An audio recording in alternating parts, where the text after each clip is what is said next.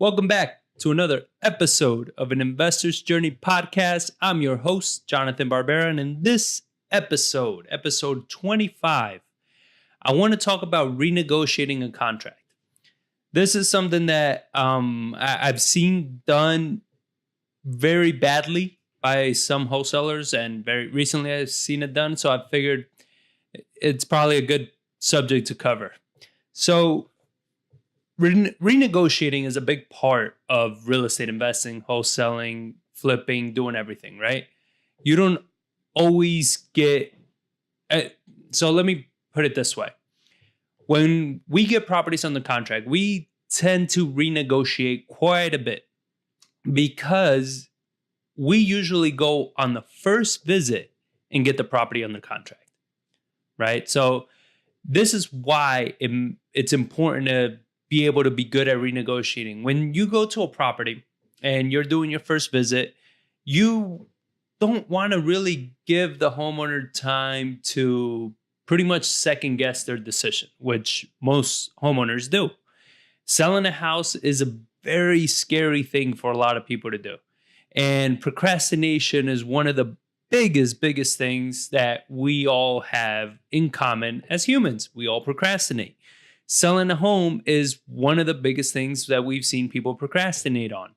So when you're there, they're interested, they're ready to, do something. They called you because they want to sell, or you called them and they showed interest, whatever it may be, but they're interested in selling. You're there because they're interested in selling.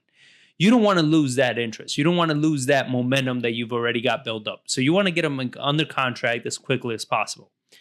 Now, this does not mean that you should not already know what is a decent price. I mean, this does not mean, like, we recently got a wholesale deal brought to us where they were asking for $200,000, ARV about $300,000, and the house needed at least $110 in renovations. So that's not what under contract, that's not what I'm referring to when I say get it under contract. I mean, get it under contract where it kind of makes sense, where you're within the ballpark. You understand? It's fine to not know the other issues, right?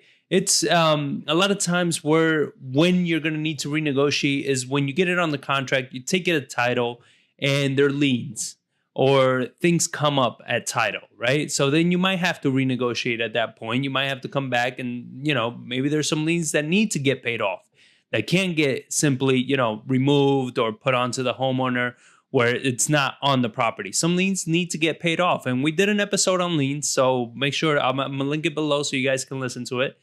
But, you want to make sure these liens can be either removed or be taken care of. And that's something you're going to have to reevaluate at that point.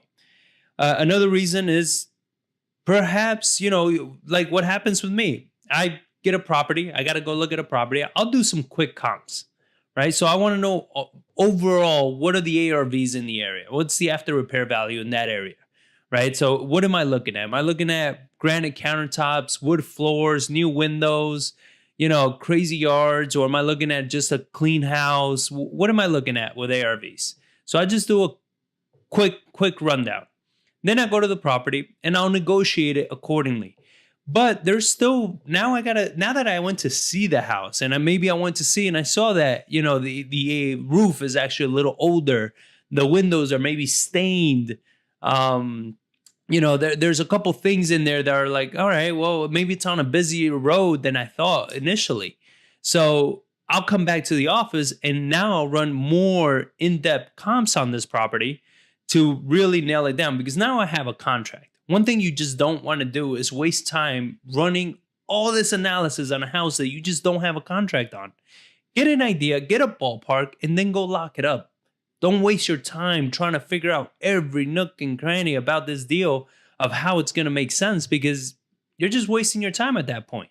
So that's pretty much how we do it, right? So I run some quick comps and then I'll go and I'll negotiate it based on that. But then I'll go back to the office and I'll start running a deeper set of comps, right? And now I start looking, how are the condition of the windows? How is the yard? How is this compared to my property? How does my property compare to the ones that have sold for the most amount. And then I'll go down a tier, and maybe, if I don't go as much, then what can I get? But it's going to depend on the quality of some of the maybe cabinets, flooring, whatever's already at the house. So this always tends to be a factor for renegotiation. But again, when you did your work initially correctly, your renegotiation should not be a drastic one. It should not be that you got it on the contract for, let's say, $100,000, and now you got to renegotiate and bring it down to 60. You understand? Like, when I talk about renegotiating, usually like one that we're working on right now, we got it on the contract for 65, but it should really be closer to 55, 57, right? So that's how we renegotiate it to 55. You're 10 grand off, but it's not such a huge drop of $30,000. You understand? So you that's why you want to be within the ballpark. Like, again, this other wholesaler, when he brought us that one for 200, I told him, I was like, unless you have this property in the low 100s, it's not worth anything. You understand? Like, I get it. You got it on the contract, but it's not worth anything. So running the comps, verifying everything. And then sometimes, what I used to do is, when I used to get it on the contract, when I was wholesaling, is I would get it on the contract, and then I'll start shopping it around right away to see if I even have any buyers within the ballpark. Because usually when you have sophisticated buyers, they'll be able to look at your pictures and know the areas where they'll tell you, now you're already too high because you're not accounting for this, or this, right? So I used to use that feedback to go back and renegotiate, because now I'm getting the feedback from my buyers, right? From the people that are going to come in and buy the home from me. So if they're telling me where pretty much they want it at, and I can negotiate it a little bit below that, I'm guaranteeing myself that wholesale fee. So those are all the times that you want to renegotiate. How don't you want to renegotiate? You do not want to renegotiate over the phone. All right? You definitely don't want to renegotiate over the phone, because it's very hard to get anybody to, unless their level of motivation is really high, and unless if you build a great amount of rapport with them, negotiating over the phone may give them the time and the kind of like the way to not accept your deal right away. You understand? Because they'll be like, you know what? Oh, maybe I'm busy or whatever, or they're going to make up whatever shit they want and say, I'll call you back tomorrow. I'll call you back the next day, right? Now you stand the chance of losing this deal, because now they're second guessing. Now they're like, man, before I wasn't sure and it was going to be, let's say, for 100. Now they're trying to drop it to 85 or 90 or whatever it may be. It's less money. Do I really want to sell? You're giving them way too much time to just start procrastinating again and second guessing themselves. So don't do it over the phone. Don't do it through text messages. I've negotiated deals through text, not by choice, but just because there was no way to get this person to meet me.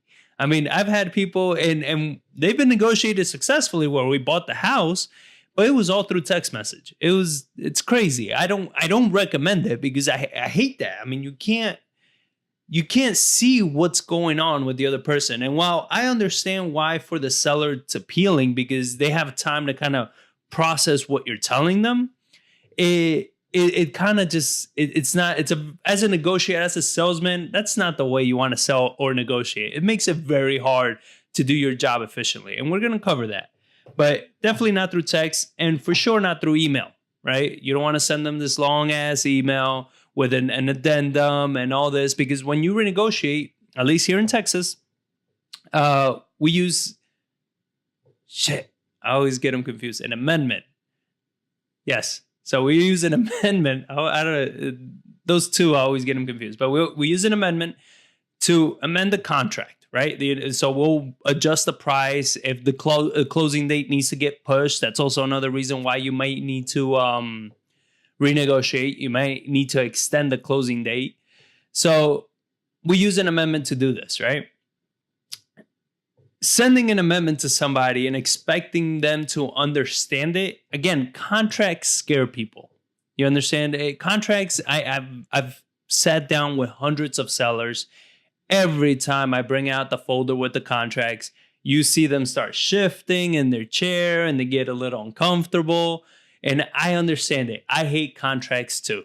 I've always hated them. I used to, and I've said it before, not something that I'm proud about, but I used to have them pretty much. I used to build so much rapport that they would sign blank contracts because I didn't know how to fill them. And I would bring them back to my business partner and I would give it to him. And I'd be like, all right, so this is what we spoke about. These were the terms. These are everything. I just don't know where they go. So he would fill them out, right? Again, I don't recommend it. I know it's not technically, the best route and everything. We do always send all our sellers copy of the contract so it reflects everything we spoke about. But, I hate contracts, right? Sellers hate contracts even more. And then if you can't explain it clearly, it's going to be very scary for them to be like, I don't know, I'm signing this, or through DocuSign that a lot of people want to do it. And I feel a lot of times is because you're lazy, right? You simply don't want to make the trip out there, especially if the house is a half an hour away, 40 minutes away, or the only time they can meet forces you to drive through rush hour. And I get it. It sucks. Find another line of work then. You understand? Because it's not meant to be easy. It's meant to be done correctly. So while I understand why this could be, a pain in the ass and doing all this, you're still talking about a deal that's going to cost, tens of thousands or hundreds of thousands of dollars. It's going to make you thousands of dollars, hopefully, if you did it right. And you're not willing to put in that, 30-minute, 40-minute car ride to go and get it done. I mean, it's kind of crazy. That laziness just blows my mind. But that is a reason. The way to do it 100% of the time is in person. The reason I like to do it in person is because I get to see their reactions as I'm presenting the deal to them. You understand? I can see if they're already in a pissed off mood from whatever the day is. I know how to diffuse that situation. I know how to explain it, how to work my way into it. You understand? If you call somebody or you text somebody, you got to be to the point. If you email somebody, you got to be to the point. You can't kind of chit chat and bullshit your way to the renegotiating point. You understand? So, but in person, you can. In person, you can do so many things to lead up to that renegotiation, which all of those things that you're doing is setting up the renegotiation. So it's easier for you to do. I mean, it's a very simple concept to understand. And it works every single time I do it.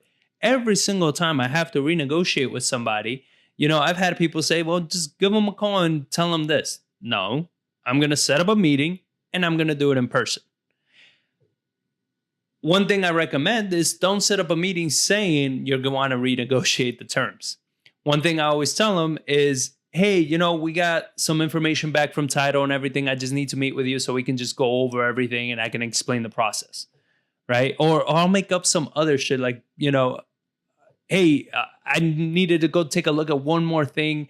I kind of overlooked something. I just wanted to make sure what year this is from or how big this is. I wanted to go measure your living room or the garage. Make up some bullshit, right? So you're not coming to a seller that has their guard up.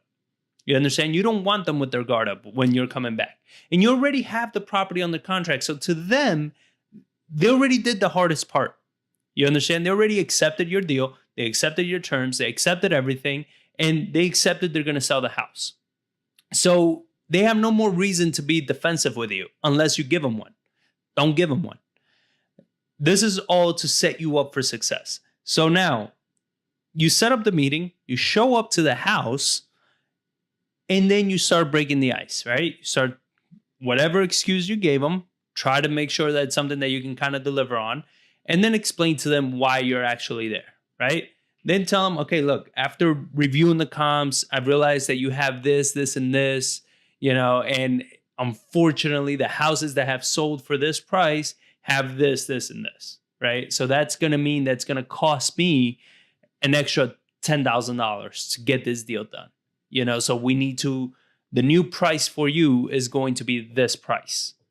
You understand? And then there's so many ways of different ways of going about it. The most recent one I did. So the most recent one I negotiated was these siblings that they're selling the house and they hate each other completely. Originally they were getting 65 for the house. That was the original offer. And we need to renegotiate to 55 because it's a very tight deal and it's just not worth our time if we're not going to make a decent amount of money it's going to make it worth our time to renovate this house. And there's some risk involved in the property, so we need to mitigate that risk. So the renegotiation needs to be down to 55. So at the 65, they were going to split that profit with each other, right? What did I do? I went back to the siblings and I sat down in person and I told them, I was like, hey, we just need to do this amendment to the property, to the contract and everything. What you're going to net now from the sale, I know we talked about this and this, but what you're actually going to net now is more close to that, $25,000 price. That's what you're going to net each sibling, right? So I didn't tell them that we're dropping the price to 55. I told them what they're going to walk away with. They're going to walk away with 25 because there's closing costs and everything involved. So, I mean, shit, I don't feel like doing the math. Run your numbers. But I told them I had the number written down and I was like, I already had the contract filled out at what it is that they needed. So that's another key thing. Don't fill out the contract in front of them. You understand? Don't fill it out in front of them because it gives them the thought that things can change. But so what we do is those numbers, the price that we want, everything that we want, we print out the contract with those numbers in it. So in that way, when we present it to them, that's the price. That's it. It's printed in there. It's subconsciously or whatever psychologically, to them it's set. They can't negotiate that. The number's there. And I told them, I was like, you're pretty much walking away with 25 grand. It's going to be a little more. I was like, this is approximately. I was like, we're going to get the final numbers at closing. I was like, but expect to walk away with a little bit around that 25, a little more than that, instead of what we had discussed. And he was like, oh man, he's like, that's okay. Because in his mind, it's not $10,000 less. It's about $5,000 less. You understand? Because it went from 65 to 55, but it's divided by two people. So it's $5,000 less. And we already have the contract. We already been doing the title work. So that's how I set it up. I'm like, hey, we're already hauling through title. We got everything going. We got everything finalized. We're getting everything locked up. But this is the last thing that we need. So we can just go ahead and close this up and get you out of this mess, get you away from your sister that's annoying you or whatever. And let's just get it done. He signed, no problem. You understand? It wasn't hard because I'm not going around, beating around the bush or tiptoeing or asking him how he feels. Would this be okay? No, this is the price. This is the new terms. We're in person. I can read his expressions. I can see how he's, taking this. And I saw that while he was a little uncomfortable, he still wants that 25 grand. When I told him 25 is what you're walking away with, his eyes opened up. He was excited. So I knew I had him. So I wasn't even going to budge from that. You understand? I knew he was fine with that. Because, this is a house that, it's just sitting there vacant, distressed. They can't do anything with it. They don't want it anymore. So, now they're walking away with 25 grand and they're getting rid of that headache. So it was a win-win. So summing all this up, again, there's always a reason to renegotiate a contract. There's always something that needs to get renegotiated. So even when you lock in a property, make sure to leave it open. You understand? Never lock in a property and say, I guarantee you 90 grand for this house when you're not 100%.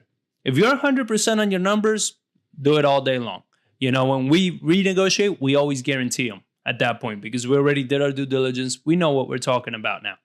But that initial negotiation, there's times like I told you, sometimes I'll get a deal, I'll get a call, and from that call, I head to the property. I haven't even looked at anything, but I'll still get it on the contract. You understand? Because I have an idea of what the area goes for. So then I'll just run some quick numbers and be like, all right, we're kind of in this ballpark. So I tell them, look, my target is going to be to get get you the 80,000 that I'm telling you right now. That's my target. That's what I want to pay you. But I will need to get back to the office, just run some final numbers and make sure that I'm there. Now, there are times where I run my numbers and I can pay you a little more. You know, you say it, but chances are that's not really going to happen. But there are times that I run my numbers, and we might need to adjust a few things here or there, or maybe change the strategy. So I kind of leave it vague enough to leave it open for renegotiations. So leave it open for renegotiations. And when you renegotiate, don't do it over the phone. Don't do it through text. Don't do it through the email. Do it in person. Go in person, set up the meeting, tell them you're going to, like, the best way, if you're not sure how to bullshit your way into it, just tell them, look, there's some inconsistency with the county. Let me just go, and I want to just go measure the property to make sure the square footage lines up. Because it's a very common mistake a lot of times we find here, because they'll do an addition that was done, decades ago or whatever, or they'll convert a garage and it doesn't reflect on the county records on the square footage. So it is very possible, and a lot of homeowners tend to accept that excuse a lot more. So you'll go there, take your type measure, make sure to measure a couple rooms out so you do your job. But you're really there to renegotiate. Set the mood, set the, all the standards, work your way into it, and then do your negotiation. And just the renegotiation is always tell them what it is. Don't be unsure of your numbers. Get sure before you get there. And then tell them, I need this price in order to make it work. I know at this price, I can make it work 100%. If I don't get this price, I don't know. I don't know what's going to happen. I don't think I can get it done. Maybe I can shop around, see if I can find some of my other business partners or colleagues in the industry that might be interested in paying a little more for this. I can shop it around a little bit. That also leaves you open to bringing other buyers in. And that's something that we always do every time when we used to wholesale, is I would tell them, like, hey, the only way I can get you this number, this 80,000, is I need to bring in some of my colleagues from the industry that I know buy houses in this area that would be willing to pay this much money. You understand? So that kind of leaves you open to bringing some friends over, not friends, but your buyers over, so they can look at the property as well. And those are just, again, this is how we handle it. This doesn't mean this is how you need to do it. This is just how we've done it and how it's proven to be successful for us. So I hope this episode helps. I hope this made a lot of sense. If anything didn't make sense, or you need some clarifications on anything, or you have a scenario that you want to discuss, shoot me an email or message me on Facebook or Instagram. I'm everywhere. And we can definitely discuss and go over that strategy. So I hope you guys enjoyed it, and I will catch you guys on the next one.